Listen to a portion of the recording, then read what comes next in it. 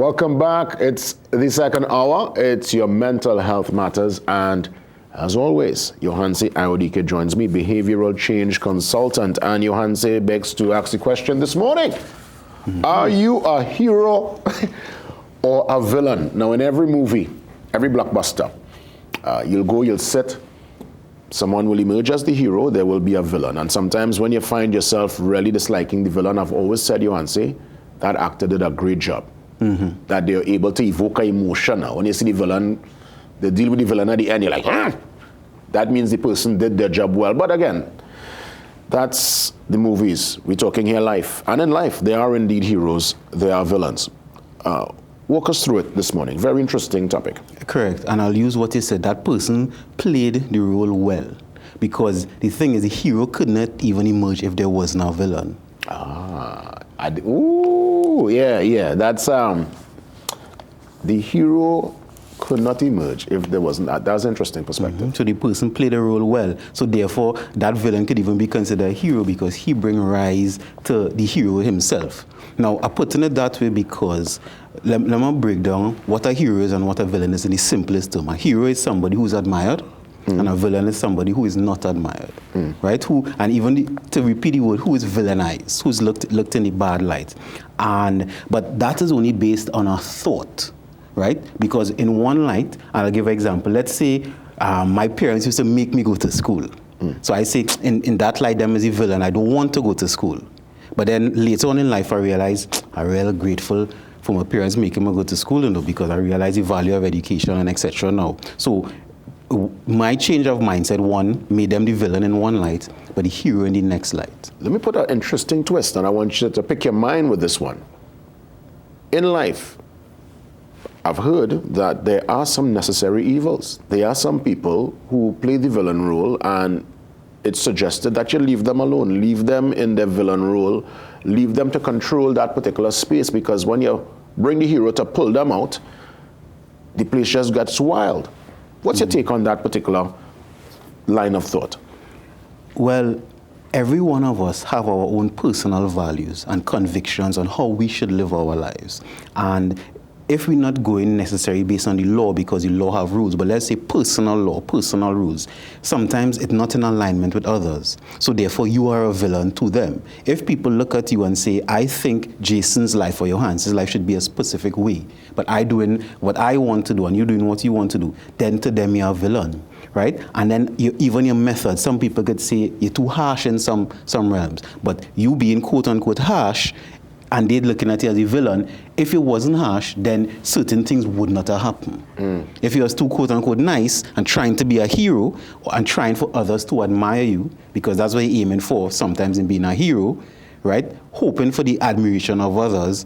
If you do that, you might even get the success or the effectiveness that you're looking for. Would you say the hero role is one that happens organically? You fall into it, you grow into it, or can one just, out of the ashes, rise to become a hero in a moment? Grab that moment by the shirt tail. I'll actually say a little bit of both, because if you live in your life the way you think you should live, you'll organically become a hero to somebody or somebody's, and you'll organically become a villain to somebody also. And in terms of even rising, because if you realize your life not going a specific way, and you decide, you know what, I'm putting my head down and I'm accomplishing whatever it is, no matter what, then you could pull yourself out and actually be your own hero. You know, we find ourselves in a time, Johanse, where people leaning towards the darkness, especially within the creative realm, the way people promote themselves on social media. Lots of people lean into darkness, lean into a villain role. What's your take on that? Do you think some people naturally prefer to be the villain as opposed to the hero? To me, the villain is remembered. I mean, history recalls both heroes and villains. Right. And let's be real, sometimes the villain is the one that gets the documentaries, the books. People talk about the villains. I think the serial killers, all of those kind of people. The legacy of the villain is in the light, you know. Yeah. There are some people, I wonder if that's the role they just decide, you know what, I'm going to take that villain role, embrace it. Well, I would say this. if you, whatever role you want to play, if you're looking for the attention of others, you're doing it for the wrong reason.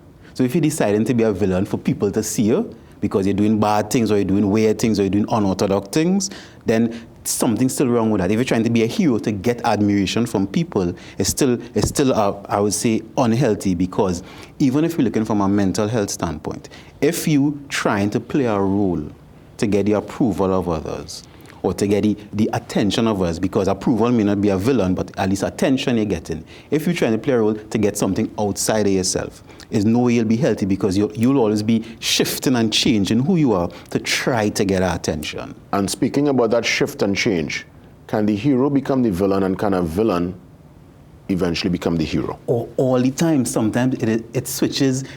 Monday is the hero, Tuesday is the villain, Wednesday is the hero, 2 days is the hero, 2 years is the hero, you end up being the villain. Because if you're looking at it from the outside perspective, somebody could always change their mind. And I'm saying that because even for you, don't try to play a role that somebody looking for. And what does that do to the mental health of the individual? Because I'm thinking here, let's say someone comes to you for that consultation, rightfully so, a sportsman, a sportswoman. And you see that a lot of times in sports, where you are as good as your last performance. Sometimes you are lauded. You was able to hit that 6 with the last ball, you win the game, and then somewhere down the road, you're out for duck. And people calling you the names and they're booing you down. And these are the same people that was celebrating you 2 months ago. Now you're the worst. I'm sure that must do something to your mental health. No human being could really just go to bed normal with that kind of back and forth, that seesaw. Correct. And even though I'm saying don't do things for others' approval, we don't live on an island alone, right? We live amongst people. And having people approval feels good, especially if in the public life. Let's say you're representing your country. Of course you want the people in your country to celebrate you, but it's to also understand people still have their right of opinion. And if you're doing something, whether it is a sport, an activity, anything, still looking for others, you'll always be at a deficit. Yeah, interesting one. I know this is, especially those who are in the public domain, they go through this all the time. There are moments you are a hero, there are moments you're a villain, whether you're in music, politics, sports, you name it. This is a real life scenario. I'll give you the chance to put some closing remarks in your answer. Nation, don't try to be a hero or a villain. Be yourself. Don't make life complicated, because even though life is not easy, it's really not that hard. Thank you for listening. Yohanse IODK, behavioral change consultant. Are you a hero or a villain, TNT? Interesting one. We look forward to more great discussions next week. God spare. Up next, some details concerning WASA's customer service improvement. They got a big survey. They got a